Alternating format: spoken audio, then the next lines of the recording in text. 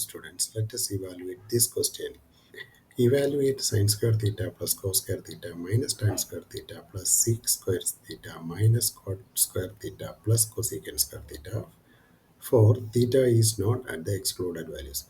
Children, here what we have to do is you just to pair these terms, then you will get certain identities. Here you pair sin²θ and cos²θ. So you know that sin²θ plus cos²θ is equal to 1. Similarly, secant²θ minus tan²θ, that is also an identity. We will get it is 1, and again cosecant²θ minus cot²θ, that also 1. So sum all these things, then we will get 1 plus 1 plus 1 equal to 3. So the final answer is